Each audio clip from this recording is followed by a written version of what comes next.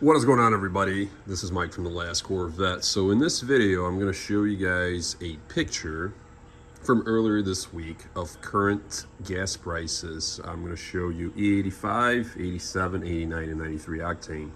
Now mind you, this C6 can run either E85 or it can run 93 octane like a true flex fuel vehicle. It makes more power on E85. Now, one of the things that I always said is, well, E85 is a lot cheaper, even cheaper than 87 octane, your regular fuel. If I was to run this vehicle on 93 octane, I would basically make less power and I would pay more per gallon, almost $2 more right now per gallon. Anyway, so beyond that, here's the deal. This is one of the reasons why I run E85. It makes more power, more torque, even in a naturally aspirated C6 like this one, but it also is $2 less per gallon every time I fill up. And mind you, as I stated before, it's 100 to 105 octane coming right out of the pump.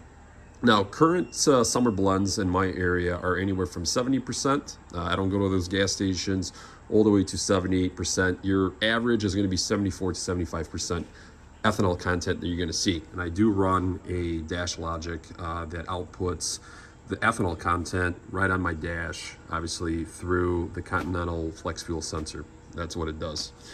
So, there are benefits. Now, if I was to take this vehicle to, let's say, across the state or out of state, I would, of course, switch over to 93 octane.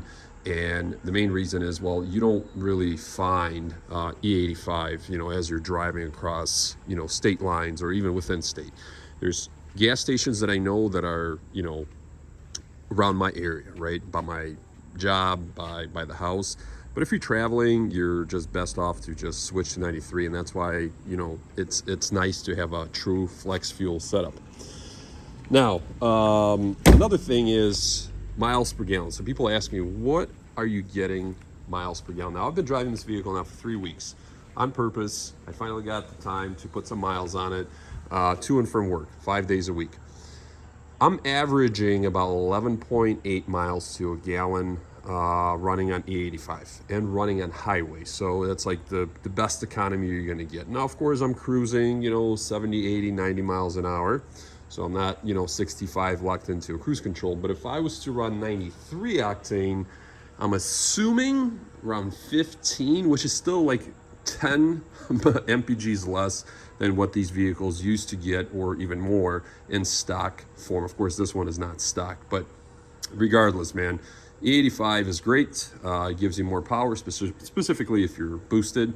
It's less money per gallon at the pump, and of course you do use more ethanol. It burns quicker, and we know that, and you need to deliver more ethanol to the engine when you're running it. But when it's properly tuned, it's a seamless transition between E85 and 93. And yeah, I enjoy it. But of course, one of the things that I always say, drivability, reliability. This thing drives as close to stock as you're gonna get in its current setup. And AC on, rain, shine, doesn't matter. Obviously no snow, but it's a pleasure to drive this vehicle and actually enjoy it. I'm glad that I'm driving it. And then very, very soon, actually next week, the kids are going back to school, which I'll have to switch over and actually drive a car that has more than one passenger seat. Talk to you guys later.